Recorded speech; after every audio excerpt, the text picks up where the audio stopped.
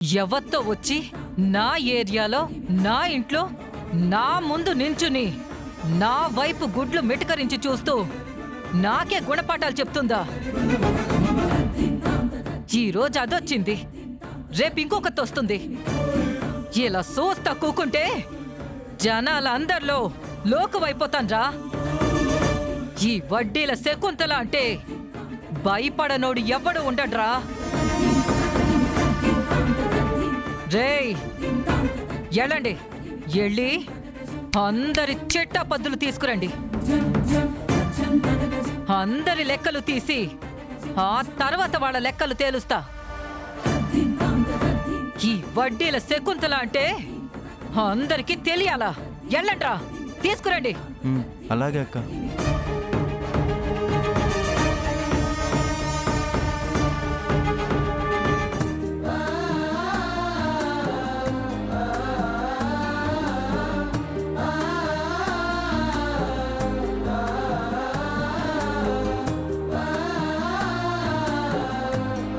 అమ్మా సిరి, నువ్వింకా పడుకోలేదా?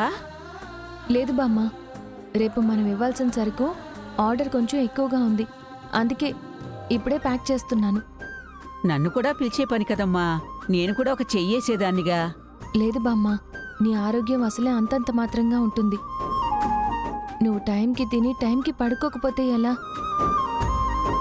ఈ పనులకి నేనున్నాను కదా, నేను చూసుకుంటానులే. సిరి, నీ కొడుకు కోసం నా కోసం ఎంత కష్టపడుతున్నావు తల్లి నువ్వు. బాధ్యతని కష్టపడ్డావు అనరు బామ్మ. నీలాగే అందరూ అనుకుంటే మన దేశంలో ఆశ్రమాలే ఉండవమ్మా. ఏంటో నా వయసు పెరిగి నీకెందులోనూ చేదోడు వాదోడుగా ఉండలేకపోతున్నానమ్మా. నీకు భారంగా మారుతున్నానని నాకు అనిపిస్తుందమ్మా. బామ్మ, మాట వరుసకు కూడా ఇంకోసారి భారం అని మాట్లాడుకో. నీకెన్నోసార్లు చెప్పాను, నువ్విలాంటివి ఆలోచించుకు. ఆలోచించకూడదు అనుకుంటాను సిరి, కానీ వెధవ బుద్ధి. దేని గురించి ఆలోచించకూడదు అనుకుంటానో దాని గురించి ఆలోచించి చస్తాం. సర్లే, ఇంతకీ పనైపోయిందా? లేకపోతే నేను కూడా ఒక చెయ్యేనా? పనైపోయింది బామ్మ, ఇవన్నీ ప్యాక్ చేసేస్తున్నాను. ఇదిగో ఈ రెండు కూడా ప్యాక్ చేస్తే మొత్తం అయిపోయినట్టే. ఏంటమ్మా, ఎవరైనా ఎక్కువ ఆర్డర్ ఇచ్చారా? అవును బామ్మ, మన స్నాక్స్ తిన్న వాళ్ళందరూ చాలా బాగున్నాయి అంటున్నారు.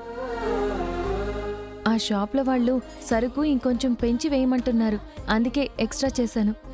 పోన్లేమ్మా, నీ కష్టానికి ఫలితం కనపడుతుంది. అంతకంటే ఇంకేం కావాలమ్మా? సరే, నువ్వు వెళ్ళి పడుకో బామ్మ, నేను వచ్చేస్తాను. సర్లే సిరి, నువ్వు కూడా త్వరగా పడుకో. అలాగే బామ్మ.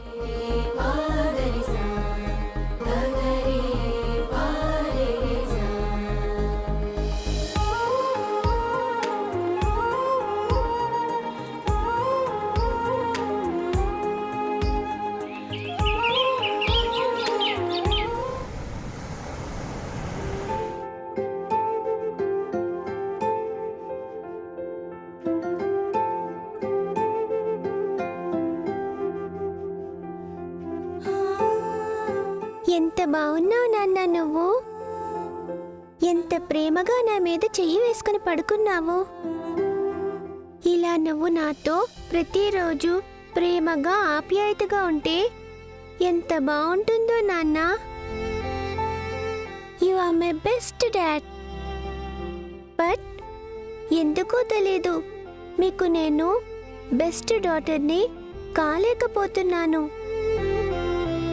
కానీ మిమ్మల్ని మెల్లగా నా వైపు తిప్పుకొని నన్ను ప్రేమగా ఆప్యాయతగా చూసుకునేలా చేస్తాను నాన్న. నేను మీ బెస్ట్ డాటర్ అని నిరూపిస్తాను నాన్న.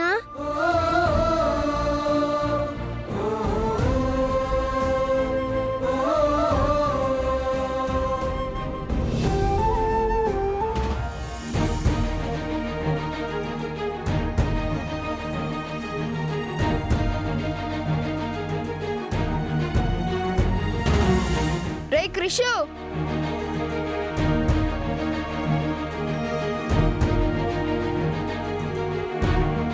ఏంట్రా ఎక్కడికి వస్తున్నారు? సమ్మర్ క్లాస్కి వెళ్ళొస్తున్నాం రా. ఓ, మీ స్కూల్లో సమ్మర్ క్లాసెస్ కూడా ఉంటాయా? ఉంటాయిరా. అవునరా క్రిష్, ఈ సమ్మర్లో నేను వాడు క్రికెట్ నేర్చుకుంటున్నాం. వీడేమో కరాటే నేర్చుకుంటున్నాడు. మరి నువ్వేం నేర్చుకుంటున్నావురా? జ్యూసులు అమ్మడం నేర్చుకుంటున్నాడు రా. ఏం కాదు, నేను బిజినెస్ చేయడం నేర్చుకుంటున్నాను. అబ్బా, బిజినెస్ అప్పుడే కాదురా, బాగా చదువుకున్న తర్వాత బిజినెస్ చేయడం నేర్చుకోవాలి. నేను బిజినెస్ చేస్తూ చదువుకుంటాను రా. అప్పుడు చదువు రాదురా. చదువు రాకపోతే బిజినెస్ కూడా రాదు. అది మీలాంటి మొద్దులకి. నేను చదువుకుంటాను, బిజినెస్ కూడా నేర్చుకుంటాను. అబ్బా, నువ్వు అంత ఇంటెలిజెంట్ వారా? మీ ముగ్గురు కంటే నేనే ఇంటెలిజెంట్ రా. అవునా? అయితే what is your school name?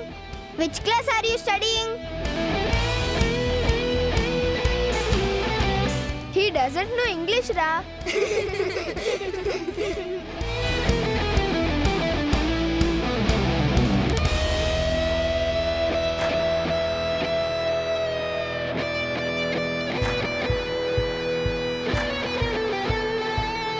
Krish, వాళ్ళు నిన్ను ఇంగ్లీష్లో ఏ స్కూల్లో చదువుతున్నావు, ఏ క్లాస్ చదువుతున్నావని అడుగుతున్నారు నాన్న. వాళ్ళకి నువ్వు చెప్పు, మీరు చదివే స్కూల్లోనే ఈ ఇయర్ నుంచి చదువుతాను అని చెప్పు. అమ్మా, ఏంటి అర్థం కానట్టు ఆశ్చర్యంగా చూస్తున్నావు? వాళ్ళకి ధైర్యంగా చెప్పు, వాళ్ళు చదివే పెద్ద స్కూల్లోనే నువ్వు కూడా చదువుతావని. వాళ్ళలాగే రేపు ఇంగ్లీష్లో మాట్లాడతానని చెప్పు. రేయ్, అర్థమైందిగా, మీ స్కూల్లోనే చదువుతాను. చదువుతూ బిజినెస్ చేస్తాను, బిజినెస్ చేస్తూ ఇంగ్లీష్ కూడా మాట్లాడతాను. వెళ్ళండి, మీరెందుకు పనికిరాని గేమ్స్ ఆడుకుంటూ టైం వేస్ట్ చేయండి. పోండి. రేయ్, పదండ్రా.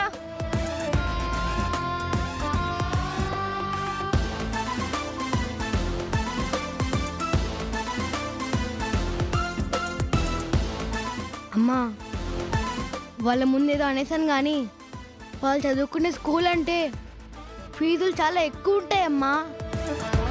మనం అంత ఫీజు కట్టగలమా? నేను కడతాను నాన్న.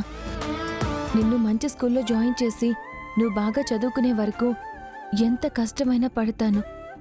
ఎలా అయినా సరే డబ్బులు సంపాదిస్తాను. ఎందుకమ్మా అంత ఖర్చు?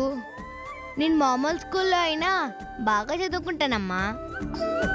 లేదు నాన్న, నీ చదువుకి ఎలాంటి లోటు చేయను. నువ్వు బాగా చదవాలి, బాగా ఎదగాలి. నువ్వు ఆలోచించాల్సింది నీ స్కూల్కి అయ్యే ఫీజుల గురించి కాదు, స్కూల్లో నీకు చెప్పే చదువు గురించి ఆలోచించాలి. నువ్వు బాగా చదివి నెంబర్ 1 స్టూడెంట్ అవ్వాలి. అదేరా నా కోరిక.